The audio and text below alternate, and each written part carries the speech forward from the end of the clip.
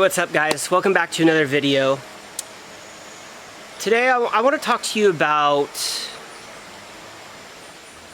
dating or being in a relationship after you quit drinking. It's something that I had to face, and I want to just share some tips and maybe how to go about it, how to shift your perspective, because I don't know, there's a lot that goes into it.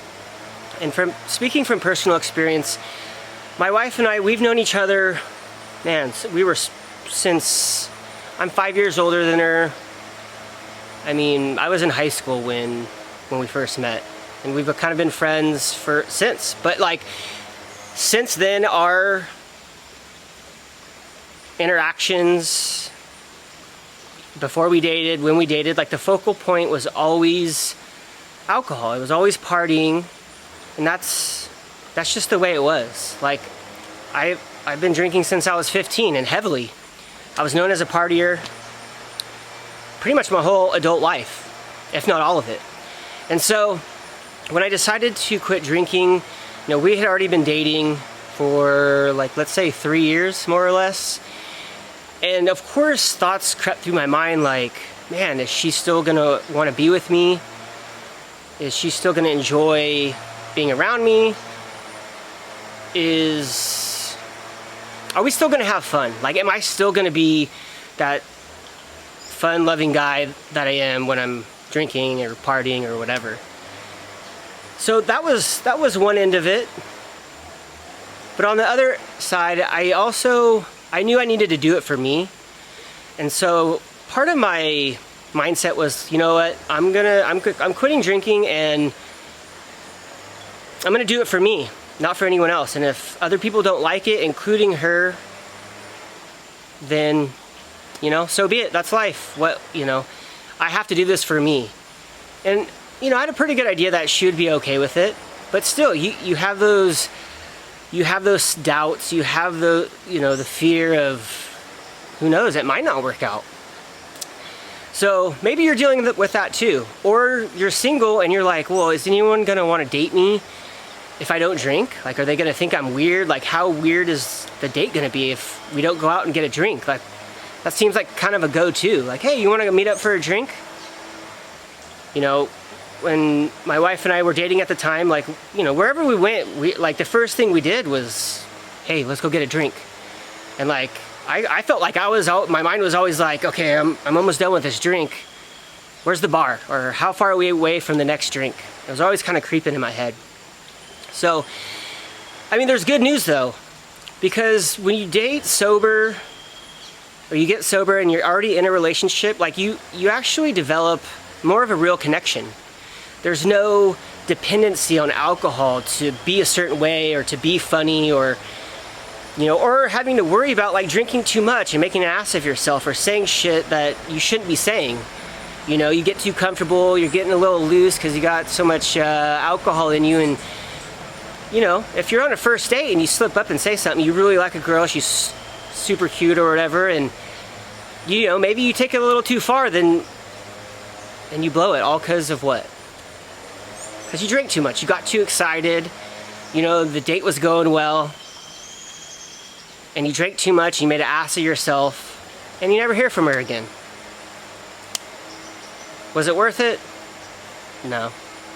Plus, when you're dating and you're sober, like, you get a real feel of what that person, or who that person is. You don't have to wake up the next day thinking, oh, do I really like her, or was that just the alcohol? Or did she really like me, or was that just the alcohol talking? And she'll have those thoughts too if you drink too much. And you're saying all these things because you're buzzing, and maybe you're saying things you don't truly mean just because you're caught up in the moment and things are going well.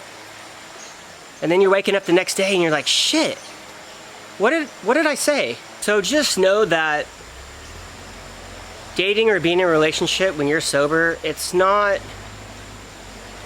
as bad as it may seem, or that you're making it up in your head. And honestly, if you're dating someone and they're not okay with you not drinking, time to move on. If someone truly is into you or truly loves you, they'll appreciate what you're doing for yourself and for them and for the both of you.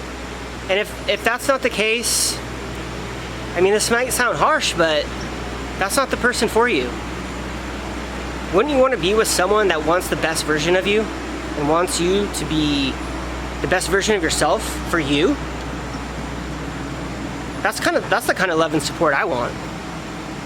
Not, oh, you're only fun when you drink. Because that's not the case. It may seem that way. And that's probably because you've never tried to have fun without alcohol. But trust me, your relationship will actually get stronger. I've experienced that in my relationship. Sobriety not only has allowed me to form a stronger relationship with myself, but also with my wife.